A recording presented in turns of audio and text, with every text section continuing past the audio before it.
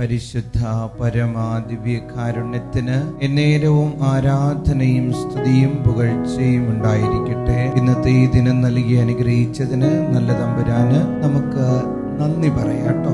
കർത്താവെ, അങ്ങ് എനിക്കും എൻ്റെ കുടുംബത്തിനും നൽകിക്കൊണ്ടിരിക്കുന്ന എല്ലാ കരുതലിനും സ്നേഹത്തിനും 1000 നന്ദി ഇന്ന് ദിവ്യകാരുണ്യനാഥനിലേക്ക് നോക്കി നമുക്ക് ഓരോരുത്തർക്കും പറയാം. കഴിഞ്ഞ ദിവസം ഒരു നേഴ്സിനെ കണ്ടത് ഞാൻ ഓർക്കുകയാണ്. അവരെന്നോടൊരു സാക്ഷ്യം പറയുമായിരുന്നു. അതായത് വിദേശത്തേക്ക് പോകാനായിട്ടൊരു ബാച്ച് നേഴ്സുമാര് ഇങ്ങനെ ഒരു ആപ്ലിക്കേഷൻ കൊടുത്തു. അപ്പോ ഇവരും ആ ഒരു ബാച്ചിലുണ്ടായിരുന്നു.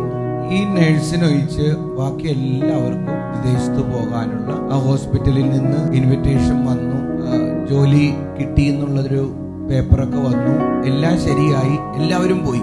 ഇവർക്ക് മാത്രം കിട്ടാതെ ആയപ്പോ അവർക്ക് വളരെയധികം ദുഃഖവും ഭാരവും നിരാശയും ഇങ്ങനെയൊക്കെ പ്രാർത്ഥിച്ചിട്ടും കർത്താവേ നീ എന്നെ എന്തുകൊണ്ട് ഉപേക്ഷിച്ചു എന്നുള്ളൊരു മാനുഷികമായ ടെൻഷനും ചിന്തയൊക്കെ ഉണ്ടായിരുന്നു. പക്ഷെ അവരെന്ത് ചെയ്തു എന്നറിയോ?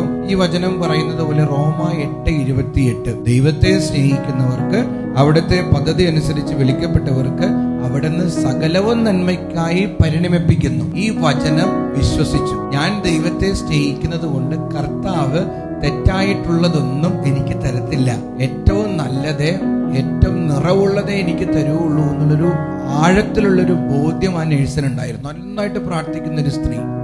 മാനുഷികമായിട്ടൊരു സങ്കടമൊക്കെ വന്നെങ്കിലും വീണ്ടും തുടർന്ന് പ്രാർത്ഥിച്ചുകൊണ്ടേയിരുന്നു. പിന്നീട് കുറച്ച് നാളുകൾ കഴിഞ്ഞപ്പോഴാണ് ഈ നേഴ്സിന് ജോലി സാങ്ഷനായിട്ട് വേറൊരു ഹോസ്പിറ്റലിൽ നിന്ന് ഇത് വരുന്നത്, പേപ്പർ വരുന്നത്. അപ്പോഴുണ്ട് ആദ്യത്തെ ബാച്ചിലെ നേഴ്സുമാര് പോയ ഹോസ്പിറ്റലിൽ നിന്ന് വിഭിന്നമായിട്ട് ഡബിൾ സാലറിയാണ് ഇവൾക്ക് കിട്ടിയ, ഈ നേഴ്സിന് കിട്ടിയ ഹോസ്പിറ്റലിലെ സാലറി എന്ന് പറയുന്നത് ഇരട്ടിയാണ്. അപ്പൊ കർത്താവ് ചില കാര്യങ്ങൾ നമ്മുടെ ജീവിതത്തിൽ വൈകിച്ചാലും അവിടത്തോട് നിങ്ങൾ ചേർന്ന് നിന്നാൽ കർത്താവ് അനുഗ്രഹിക്കുമെന്നേ. ഇപ്പൊ നീ ആരെങ്കിലും എവിടെയെങ്കിലും എങ്ങനെയെങ്കിലും തോറ്റുപോയിട്ടുണ്ടെങ്കിൽ നിരാശപ്പെടരുത്. പരീക്ഷകൾക്ക് തോറ്റുപോകുന്നു, വ്യക്തിബന്ധങ്ങളിൽ ചെറിയ പരാജയങ്ങൾ സംഭവിച്ചു പോകുന്നു, ഇന്റർവ്യൂവിന് അറ്റൻഡ് ചെയ്ത് ജോലി കിട്ടാതിരിക്കുന്നു, എത്ര പരിശ്രമിച്ചിട്ടും ബിസിനസ് കരകയറി വരാതിരിക്കുന്നു. വിഷമിക്കേണ്ട, വെയിറ്റ്. നീ കർത്താവിൽ ആശ്രയിക്കുക, നല്ലതുപോലെ പ്രാർത്ഥിക്കുക, അവിടുന്ന് ശരണപ്പെടുക, എല്ലാം ശരിയാവും.